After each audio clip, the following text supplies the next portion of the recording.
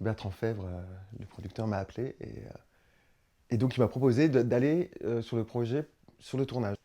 C'était une invitation hyper euh, bienveillante et puis voilà, comment dire, sans détour.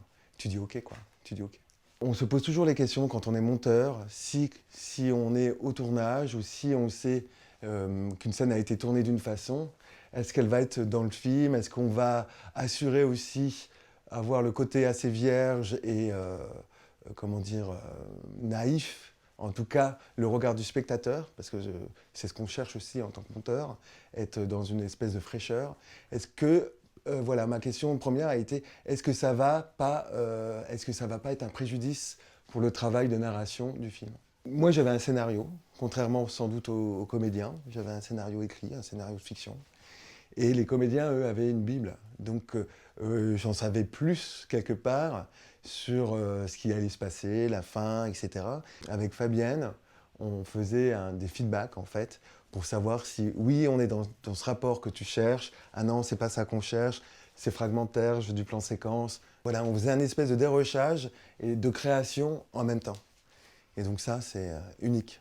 La relation que j'ai pu développer avec Fabienne, en fait, elle était aussi tout le temps narrative par rapport aux personnages.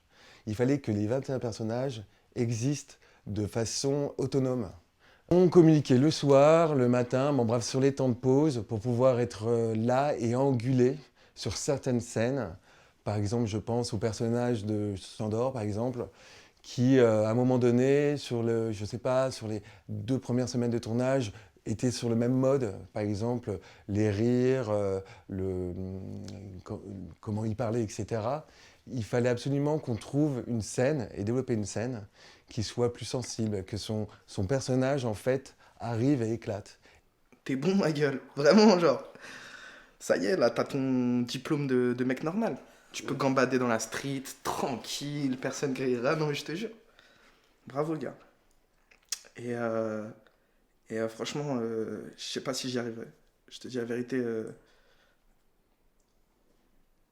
là, ça m'angoisse un peu. Je- C'est un laboratoire, quoi. Et c'est ça c'est en ça que c'est exceptionnel, parce que euh, euh, on reçoit normalement les rushs quand le tournage est fini.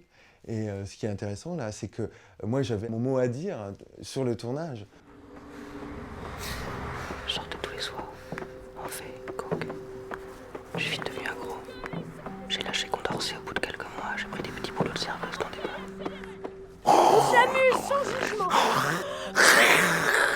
Cette idée de voix off, on y a pensé, on les a tournées, en amont, on s'était dit ce qui est intéressant, par rapport à la matière et par rapport au nombre d'acteurs qu'il y a sur le tournage, il fallait absolument trouver un moyen à un moment donné de trouver une relation intime avec le spectateur. Donc on a commencé à se dire, ah ça serait intéressant s'il y avait des voix chuchotées pour que tout ce qui est récit de vie, etc., ne soit plus à l'image, mais soit vécu. Je ne sais pas comment te dire, soit qu'on ait une intimité, une proximité. C'est vrai que l'expérience documentaire, avec Fabienne, nous a amené à être assez radical et c'était assez facile, entre guillemets, de couper. Par exemple, quand il y avait des plans séquences, notamment au moment de thérapie, qui étaient assez longs en fait, puisque la caméra, voilà, ça tournait peut-être pendant 20 minutes, je ne sais plus trop. Et, euh, et donc, dans ces 20 minutes-là, évidemment, il y a plein de choses qui se passent. Il y a des choses qu'on peut utiliser aussi dans un autre groupe de thérapie, il y a plein de bouts à prendre, etc. Mais il fallait se concentrer aussi sur ce que raconte chaque groupe de thérapie parce qu'il y a une évolution.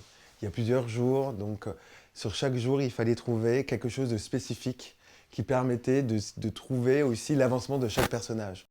On s'est retrouvé en fait à organiser un séquencier avec des polaroïdes de chaque scène et de chaque personnage, des jeux de 400 photos par exemple, qui nous permettent non seulement d'avoir une vue de la scène instantanée et de jouer aussi avec le séquencier. C'est un énorme séquencier qui se trouve sur un mur. Grâce à ce système-là, on arrivait en fait à construire le film et voir aussi la proportion de quel personnage intervient quand, que tout le monde ait sa place en fait quelque part. Donc nos vies, ça s'est construit en fait comme ça avec des post-it au début dans un schéma très basique. Et après, ça s'est compliqué de plus en plus au fur et à mesure que les 53 heures s'amenuisaient en fait.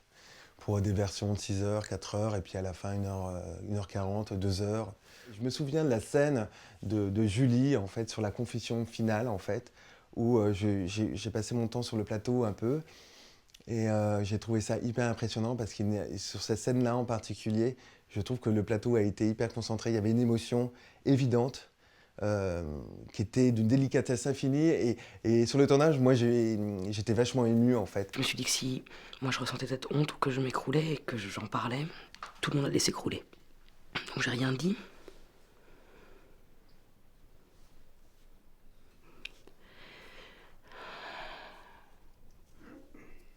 Comme j'ai jamais dit non à mon frère. J'ai jamais... Je me sentais coupable d'avoir jamais dit non à mon frère. Le tournage est beaucoup plus puissant quelque part de ce qu'il nous en reste quand on regarde un rush. Moi, ça a changé mon regard sur la performance des acteurs déjà, sur la préparation. La préparation, l'incarnation, l'idée que la concentration. Moi, j'ai vu aussi les gens se concentrer énormément avant chaque début de scène, même pour les sorties de scène. J'ai vu aussi ce que c'était aussi le travail d'un metteur en scène, en réel. En plus, voilà, Fabienne, ça m'a impressionné, clairement. J'ai été très impressionné. Et maintenant, tu vois, tu vois, en montage, on gueule tout le temps sur « Ah, il n'y a pas ça, il n'y a pas ça, il n'y a pas ça ». Aujourd'hui, tu ne me verras jamais dire « Ouais, il manque un plan », tu vois. Parce que j'ai vu comment ça se passait, la mise en place, comment c'était compliqué de réunir dans un plan tous ces belles personnes, et que le système de filmage choisi, c'est-à-dire une seule caméra, impliquait aussi un système de travail qui devait être rigoureux, quoi.